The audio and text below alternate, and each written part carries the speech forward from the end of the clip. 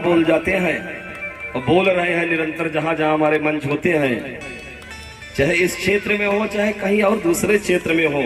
कोल बझान में भी मेरी कथा हो रही थी। कोल बझान चंदिका धाम के पास है भैया, आप वहां जाते थे, हमने वहां भी बड़ी चर्चाएं करी थी आपके बारे में। और हम हर मंचों से यही कहा करते हैं। अब परिचय क्या देना है, हमारे माननीय बड़े भैया प्रमोद तिवारी जी 9 बार लगातार विधायक रहे, रामपुर खास 2 बार राज्यसभा सांसद, एक अजय योद्धा हैं, इन पर कोई विजय नहीं प्राप्त कर सकता। और हमने इसीलिए भागवत जी से खोज करके आपको अभिनव पृथु की संज्ञा दे दिया है मैंने। अभिनव पृथु हमारे भारत की ये धरा प्यारे सज्जनों, पूर्व काल में बड़ी ऊंची नीची थी, बहुत ऊंची नीची थी, रहने की कई जगह नहीं थी। कई राजा हुए उससे पहले, उनकी बात छोड़ो, मैं अभिनव पृथु की बात करता हूँ।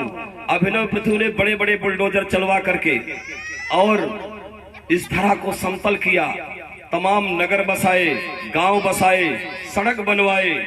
और कालांतर में जब विकास रुक गया, समय बीता, तो हमारे यहाँ हमारे ही क्षेत्र में अभिनव शंकर स्वामी करपात्री जी महाराज का प्राकट्य हुआ। बोलो करपात्री जी महाराज की जय। करपात्री जी महाराज राम राज्य की स्थापना करना चाहते थे, आप सभी लोग जानते हैं इस बात को, लेकिन वो सपना उनका अधूरा रह गया। प्रवेश में ही हमारे माननीय भैया जी ने यह संकल्प लिया कि हम अपने क्षेत्र के अभिनव शंकर स्वामी करपात्री जी महाराज के इस पावन संकल्प को हम चरितार्थ करेंगे और ये सिद्ध करके दिखा देंगे कि रामपुर कैसे राम राज्य में परिवर्तित हो रहा है, हो गया है, हो रहा है, होता रहेगा। भैया जी का तो हमारे ये संकल्प है, एक नहीं चाहे अनेक जन्म चले जाए, विकास का रथ कभी रुकता नहीं, कभी विकास पूर्ण होता नहीं, लेकिन जब तक ये महारथी है, ये विकास का रथ कभी रुकेगा नहीं प्यारे। कई बार ऐसे होते हैं लोग, अब उनकी चर्चा क्या करनी है मंच पर।